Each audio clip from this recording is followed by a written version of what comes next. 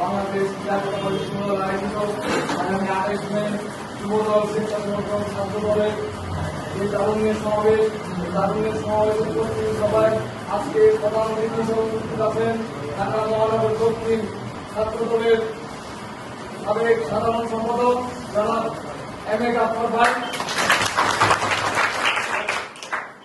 বাংলা জাতীয়তাবাদী যুবদল ঢাকা মহানগর দক্ষিণ যুবদলের সিনিয়র যুগ্ম আহ্বায়ক, যার নির্দেশে আমরা 5 তারিখে সকালে পুলিশ এবং সেনাবাহিনীর 3টা ব্যারিকেড সহ আমরাই প্রথম শাহবাগে প্রথম মিছিলে শাহবাগ অবরোধ করি।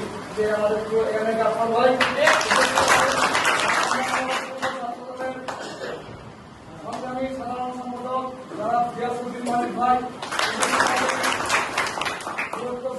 থানা দক্ষিণ ইউনিয়ন যুবদলের সংগ্রামী সভাপতি ও সবুজবাগ থানা যুবদলের সংগ্রামী সদস্য সচিব জনাব হাইবুর রহমান সদর ভাই,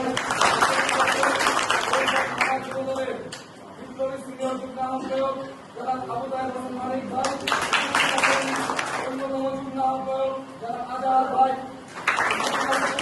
থানা যুবদল নেতা রাজপথের লড়াকু সৈনিক জনাব শফিক ভাই, অন্যান্য 73 নং ওয়ার্ডের সভাপতি জনাব শহীদুল ইসলাম বাবু ভাই সহ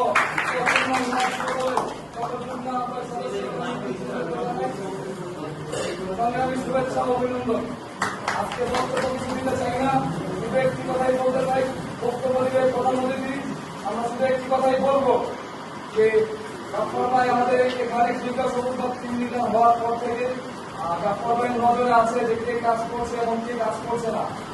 আমরা বেশি কিছু বলতে চাই না, শুধু একটুকুই বলবো আমাদের প্রধান অতিথি জনাব এম.এ. গাফফার ভাই এবং গিয়াসউদ্দিন মানিক ভাই সহ আমাদের যে নির্দেশনা দিবে 28 তারিখে, আমরা 28 তারিখের তারুণ্যের সমাবেশ সফল করার জন্য আমরা সেই রোডম্যাপ বাস্তবায়ন করবো ইনশাআল্লাহ।